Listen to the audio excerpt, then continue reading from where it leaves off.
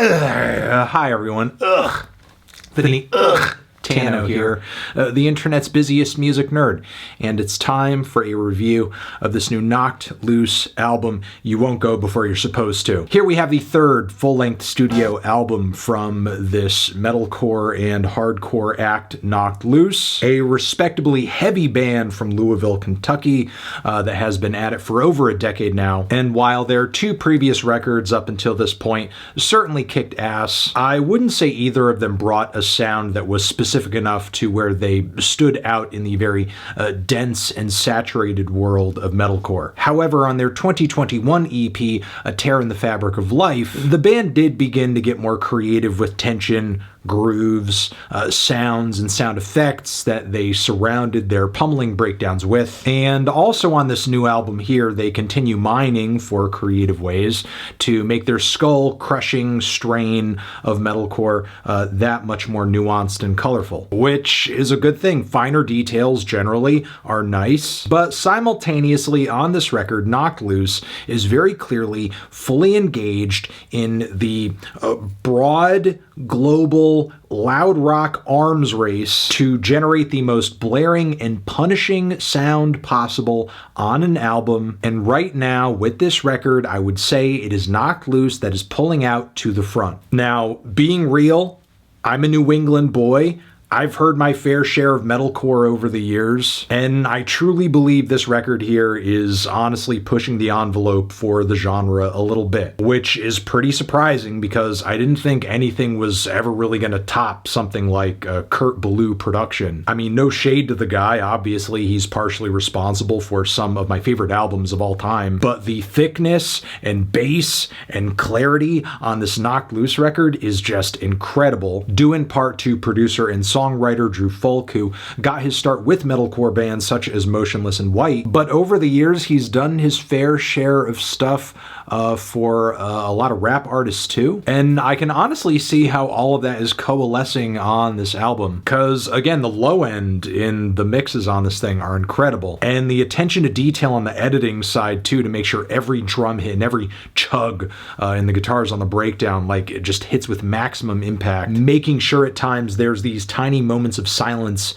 in between the riffs, so you're getting that complete spectrum from the quietest moments of the record to the loudest. But yeah, even though in many ways this record is assembled pretty methodically, it still grooves very organically. Overproduced or overworked are not terms I would use to describe this record at all. And on top of that, Knocked Loose is going the extra mile on these tracks to experiment more with different grooves, sound effects, eerie little sounds and guitar parts to just make their breakdowns and make their transitions and their buildups that much more harrowing and eerie, bringing more depth to these explosive and aggressive tracks. A more meat and potatoes metalcore album of this style would have been a lot more forgettable, but instead the blistering intro on this record kicks off with some eerie ambience, blast beats, layers of feedback too, and after all of that is when we start getting the Cro-Magnon riffs, with lyrics describing a never-ending primal desire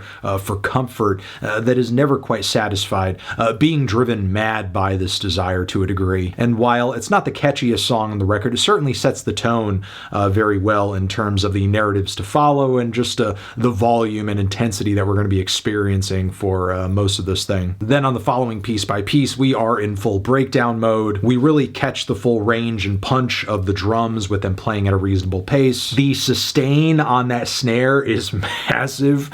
When it gets whacked, you really hear it like ring out for a bit. It sounds like an industrial oil drum being beaten to pieces with a pool cue. The guitars sound like heavy machinery being crushed by a chorus of hydraulic presses. Meanwhile, frontman Brian Garris's vocals are just relentless, throat-shredding screams that are done in this kind of higher register, very nasally timbre too. Not concerned at all in delivering in more of a deep and guttural style, which honestly I think makes his lyrics more intelligible and his performances a lot more animalistic and varied. The pain I swallowed has been stuck in my throat! The way he delivers his screams makes for a nice contrast with the background vocals too anyway. And from here the band expands the sonic palette of the record a little bit bit with guest vocalist Poppy on Suffocate, whose input brings a lot to the record, especially during that creepy little spoken word passage where she really manages to sear the lyrics of the track in my head.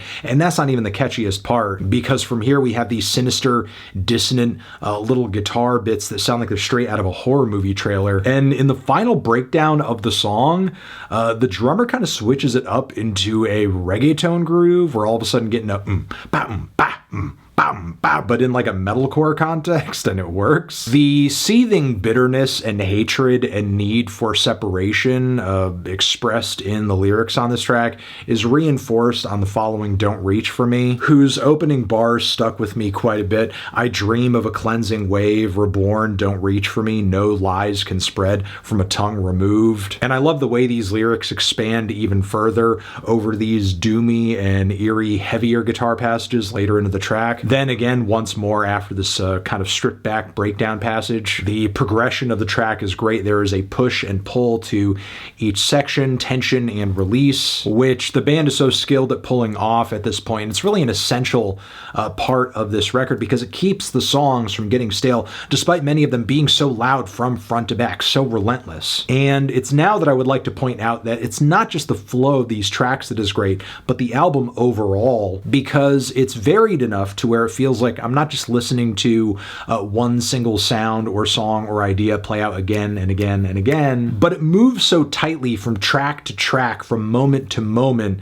It's as if I'm not experiencing an album of single songs or anything like that. It's like some kind of metalcore, beat down hardcore suite with various movements all working in tandem, and the middle section comes together especially well with the way the finish of Don't Reach For Me has this breakneck transition into the much faster Moss Covers All, and then the way the eerie little guitar arpeggio that finishes that track off transitions into Take Me Home, which ends off with this slowly intensifying, anxiety-inducing wall of screaming guitars and feedback. And the final moments of this record, in my opinion, keep things interesting too. The chemistry between Brian and Chris Motionless on Slaughterhouse 2 definitely turns up the heat on the vocal end. There are some ghoulish, oozing, drippy, dissonant string bits laced into the guitars on the back end too. Kind of feels like the band is veering into a dark, almost gothic, kind of blasphemous metal direction than just straight up metalcore, which is kind of confirmed on The Calm That Keeps You Awake, where some of the chromatic guitar bits, the leads, and the Cookie Monster style death growls feel like they are really kind of making a bit of a deathcore nod here, but doing it in a super tasteful way that fits in snugly with the rest of the LP. Lyrically, Blinding Faith really kind of seals the deal with the record's bone to pick with religion and spirituality, communicating internal fears of not really feeling in touch with the spirit, as it were, and not knowing what exactly that means, but simultaneously attacking the idea of blind faith and comparing it to just allowing yourself to be controlled. With the closing track on the LP, the band really saves some of the slowest and heaviest and most dramatic moments for last. The whole thing really does sound like a movie soundtrack once again, and the riffs that end the record really feel like a dismal march into oblivion. And while I do think there are some finer details that are just so loud, so fast, and so aggressive, they kind of fly by you whether you want them to or not. I still walked away from this record massively impressed with how it was engineered compositionally, sonically,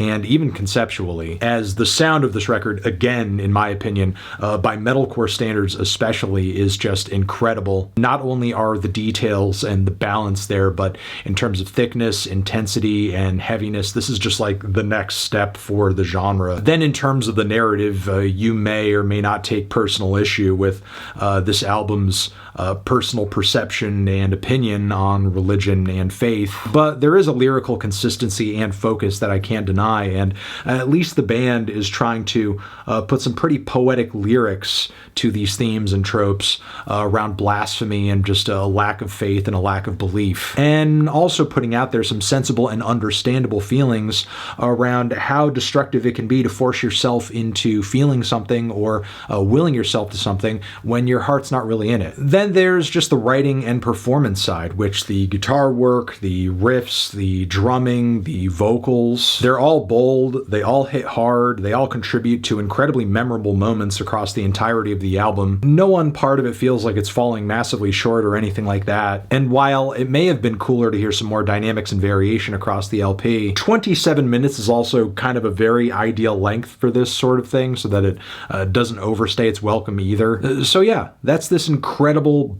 badass, thoughtful, boundary-pushing album that I'm really impressed with. Feeling a decent 2 strong 9 on this thing. Transition, have you given this album a listen? Did you love it? Did you hate it? What would you rate it? You're the best, you're the best. What should I review next? Hit the like if you like. Please subscribe and please don't cry. Hit the bell as well. Over here next to my head is another video you can check out. Hit that up or a link to subscribe to the channel. Anthony Fantano, knocked loose forever.